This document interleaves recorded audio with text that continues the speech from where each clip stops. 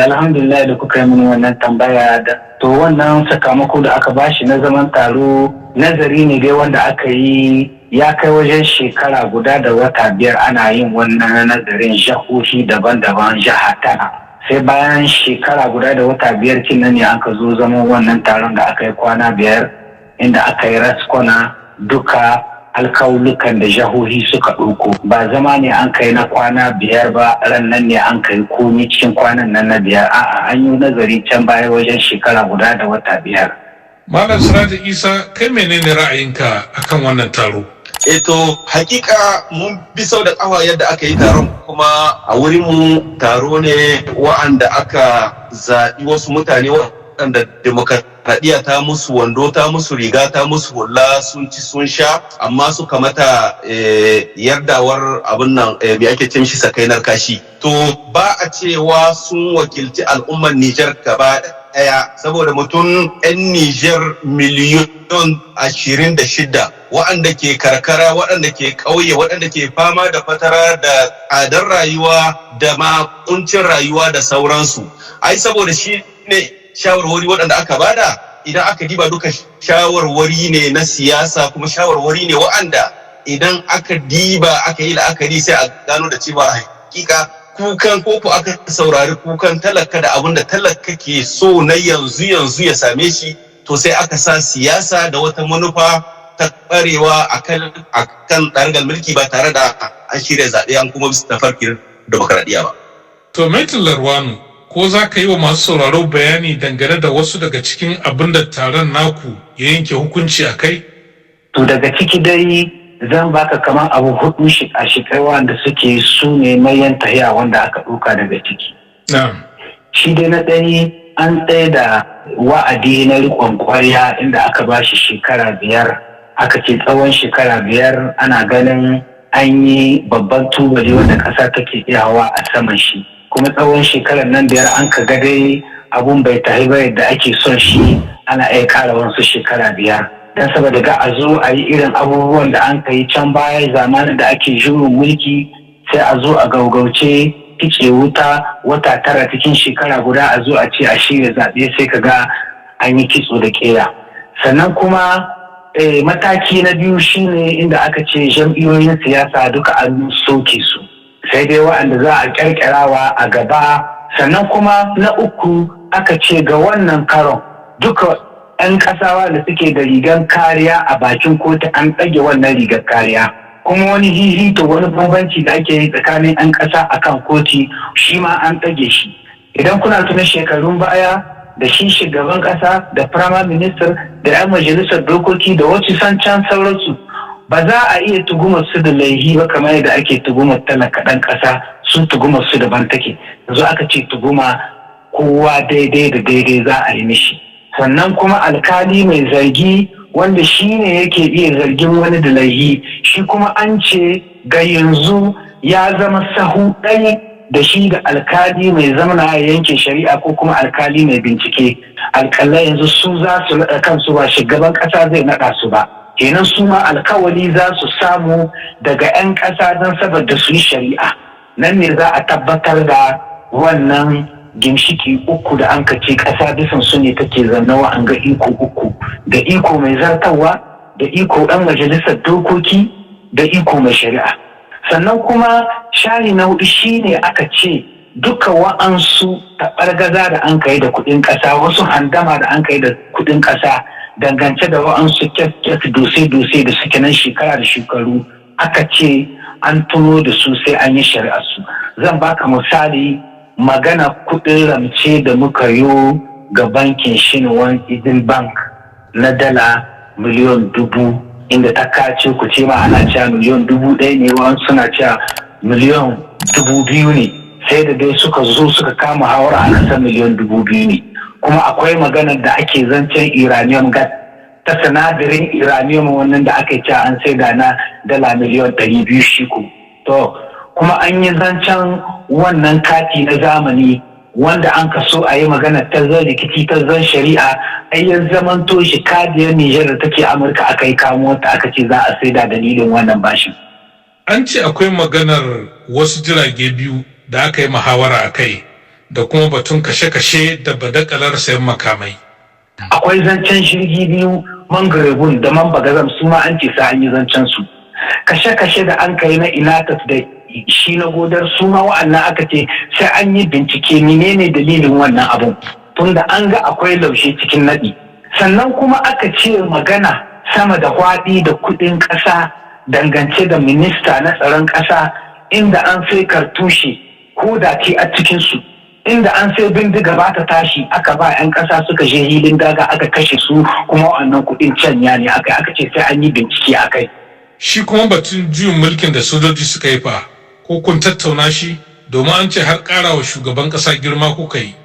An yi babban kundi wanda zai tafiyar da tsarin ƙasa don idan kuna tune zamanin da aka yi juyin mulki wannan na ranar 26 shugaban ƙasa da ya juyin mulki shine doka shi ne ya nama shine yake yanke doka to yanzu an hiddo babbar doka wanda ake ce ma charte de la refondation kama ana nufin babbar doka ta sabuwar turba ƙasa kuma wannan tahiya a cikin alkawalin da an ka ɗauka aka ce za a yi ta kunnan doki da wa'ancan ƙasashe biyu na IS, Mali da Burkina don saboda sun riga mu yin shugaban mulki, sun riga mu yin wannan tsarin zaman taro na ƙasa kuma sannan sun riga mu sa sahun tahiya bisa ga wannan rikon ƙwarya muna yi muna hanga muna ganin abin da suke yi don saboda mu yi daidaita su kuma mu yi kunnan doki da su tun da tahiya yau tare ne muke yin ta. Maitre Lurwanu wasu na cewa wa'adin shekaru 5 da kuka sanya domin wa'adin gwamnatin rikon ƙwarya ya yi yawa. To, ba su yi yawa ba. Menene ba su yi yawa ba don saboda matsalolin da yau ƙasar Nijar take ciki yawa gare su. Wanda yake ana dibin alala ta shekara 5 ba su ba da hanyar da za a walwale wannan matsalar balle ma a aza turba wadda take an ce wannan turba ingantatta ce. Kuma cikin ɗaukan misali muka ɗauki misali da ƙasashe wa'anga duniya wanda muke tahiya da su. Allah ya sa muna tare cikin haɗin gwiwa IS da Burkina da Mali. Su ma sun ɗauki shekara 2 sun ka ga shekara abin bai suka ƙara suka ta ƙarawa. Yau Mali yau shekara nawa suke ciki bayan juyin mulki kuma kaga babu zancen zaɓe. A Burkina haka ake ciki. Menene dan saboda akwai abin da yake kore da mu. Maganar tsaro ta cikin ƙasa don in ba cikin kwanciyar hankali ake ba yau babu wani tattalin arziki da za a yi balle ma a ce a ta yi zaɓe inda waɗansu ma garuruwan yau ba zamna suke ba inda suke mutanen sun cire sun bar garin. To Malam Siraji Isa kaji an ba da shawarar samar da gwamnatin rikon ƙwarya na shekaru 5 kun gamsu da wannan? To hakika wannan zance na saurare shi kuma abu ne wanda ke ban dariya sannan kuma bayan sun ba da wannan shawara sai 'yan Nijar suka ci gaba bisa ga yanar gizo da albarkacin bakin su inda suka yi ta tir da Allah wadda to a ce soja za a ba su wa'adi sai ne ba su ke 'yan Nijar har ba tare da wani ya hutu ya ce ya yarda da su ba saboda kada a mantawa wannan mulki sun kwace shi ne da ƙarhin tuwo da kuma shi shugaban sojawan shi ne aka waye gari ya ce ya kwaci mulki da ƙarhin tuwo da ƙarhin bindiga ba zaɓar shi aka yi ba ba wani ya sa shi ba kenan yau ba ta yiwuwa a ce babu wata hanya a cikin duniya wadda wasu 'yan ƙwararru su 15 za su shiga a cikin wani ɗaki su ce sun ba wasu su yi wa'akara 5 idan bai ishe su ba su ƙara shekara 5 har ma akwai wasu wa'anda hakika mun san su mutane ne wa'anda a kowane lokaci aka yi juyin mulki to sai su dawo su yi daɗiɗi bayan wannan soje sai su ta tura shi suna ta mishi ingizi bakin turuwa sai in ya faɗi koko an kashe shi sannan su koma baya kuma su huta koko su koma su laɓe su yi kamar ba da su aka yi ba wa'annan mutane ƙwararri wa'anda suka ba da mugu shawara ga tani cewa da sai yayi ya tsaya ya zamna kai ya jida ya riƙe mulki su ne wa'anda margayi tanja ya kiraya ƙuda saboda su ne bayan bare su suka ingiza bare Allah ha aka kashe shi suka zo bayan Tanja ha aka mishi juyin mulki suka zo bayan Salu Jubo ya samu ya shirya zaɓe yanzu kuma sun komo bayan Tani suna ta ɗura shi suna ta sa mishi iska to ga dukkan alamu ya fara ganewa inda shi ma akwai alƙawarin da ya ɗauka inda ya ce bai son ya riƙe mulki fiye da shekara 3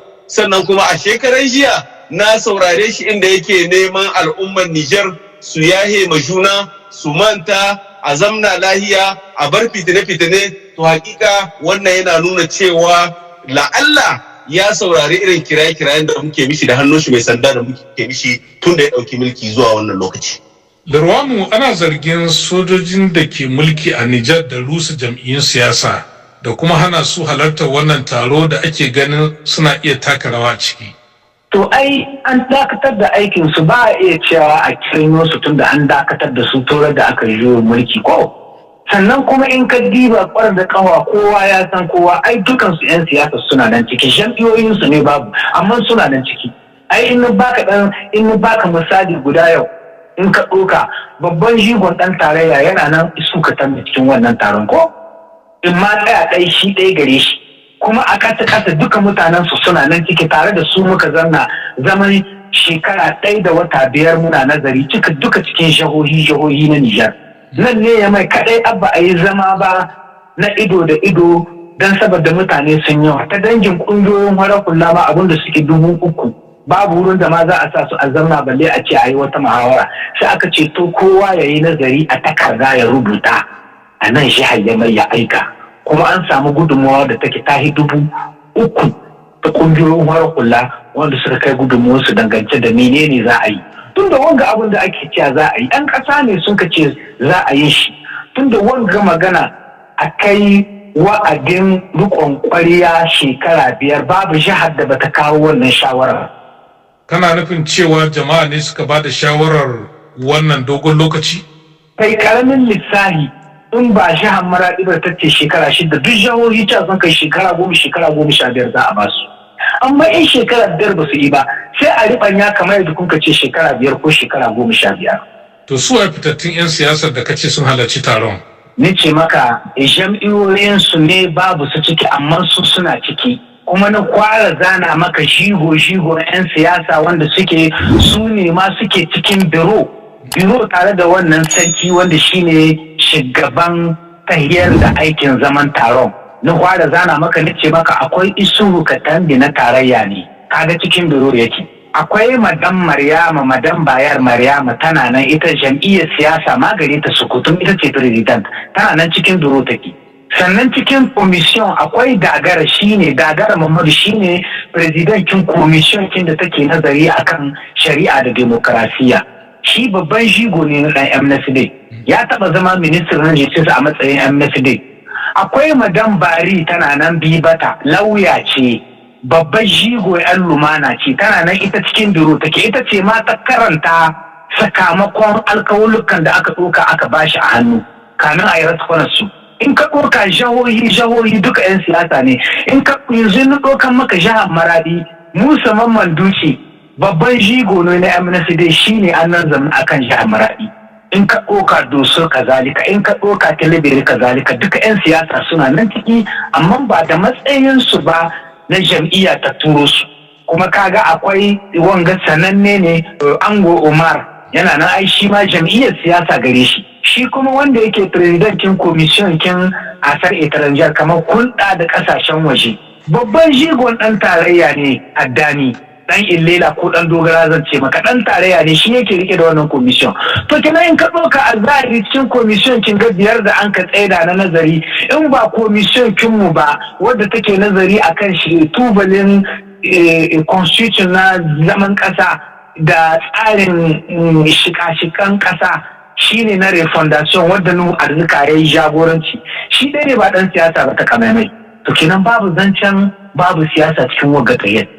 Malam Siraja Isa, a takaice ku dai ba. Taron shirya shi ma ba a shirya shi bisa ka'ida ba, saboda ba a iya a shirya taro a ba da shawarwari bisa ga jamhuriyar Nijar, amma a ce ɓangarori da yawa waɗanda ke da mahimmanci kamar jam'iyyoyin siyasa, kamar manya-manyan jam'iyyoyi na fararen hula wa'anda ba su goyi soja ba, wa'anda ke 'yan demokradiyya ne, 'yan rajen kare haƙƙin ɗan adam da kare demokradiyya, to wa'annan mutane sai aka ware su aka maida su shaniyar wayo da su da 'yan siyasa, sai aka zo aka yi taro a ce an yi taro da sunan Nijar. A'a, an yi taro sun zaɓi mutanensu wa'anda za su iya ba su shawarwari bisa ga abubuwan da su suke so. Sai Allah da ikon shi ya sa cikin shawarwarin da wa'annan mutane 'yan ƙwararru suka bada sai kasance hakika kamar suna neman ma su jayo masu tani da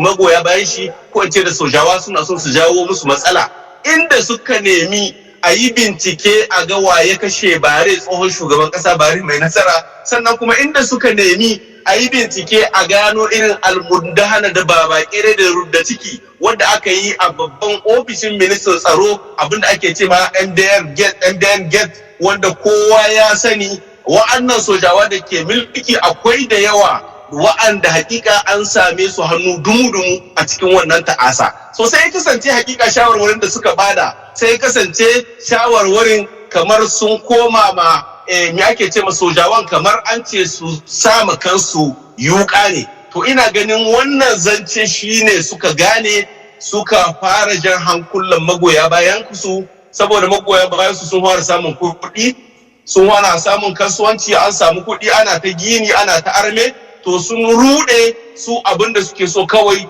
sojawa su rike mulki sai illa masha Allah. To abinda suke mancewa shine wa'annan soja da suka ji mulki idan suka ce za su tsayawa su rike mulki da ƙarhin tuwo shekaru da yawa, to hakika za a samu kuma wasu sojawa wa'anda za su zowa su ma su musu juyin mulki. To kaga abin da ya samu ka ce mu muna adawa da dukkan wani mulki na ƙari, a dawo a shirya zaɓe a kuma bisa da tafarkin demokradiyya, saboda Nijar yau ta zan saniyar ware. To Metal Lurwanu, wani batun da ya ɗauki hankali shine na share hanya ga sojoji cewa suna iya takarar zaben da za a yi. Daidai ne. Ba dan suna soji ba ana tsammanin su suke iya tahiya da ƙasa da adalci in an naɗa su, ba dan suna soji ba za a cewa ba za a bar su yi takara ba. Karo na ƙarshe Salu Jibo abin da ya sa bai yi takara ba bayan kwankwaре shi ba dan saboda yana da alkawali ne ba da wanda ya ba iko. Kuma 'yan Nijar sun samu ɗanɗanon ikon soji. Ali Shehu ya zo gabare duka wa'anga sojin ne kuma ikon su ana alfahari da shi. To kenan da haka 'yan Nijar suka ce gan mu yi saki zari kan matozo. Gan mu yi kamun hara tushi ga wanda muke da shi muna tsammani yana iya yi muna a'a dan saboda yana soji ya yi mulki sai mu ce a'a ba zai yi takara ba. An yi aji tushi mashi sai ya zo ya yi takara. To kamar wani lokaci kuke so ku gani an mai da mulki ga fararen hula a Nijar, Malam Sirajo? To mu a matsayin mu na kungiyoyin wuraren hula yau ba wani wa'adi wanda za mu iya siya mu ba su. A'a, su da kansu sojawan, shi tani shugaban sojawan da kanshi yace ba a zaɓe shi ba, kuma shi bai wuce wa'adi wanda ya wuce shekara 3.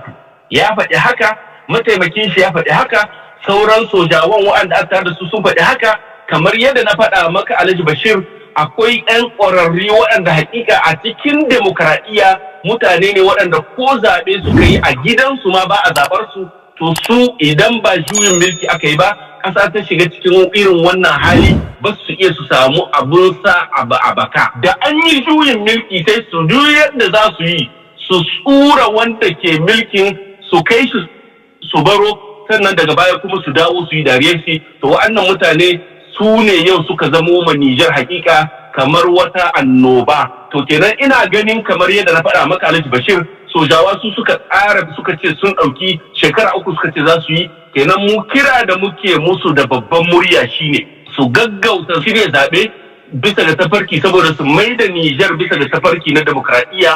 Nijar ta hita a cikin wannan ƙangi da take na fatara na tsadar rayuwa da ma hakika na talauci da ma yau a man feta kuma wanda ya ɓullo.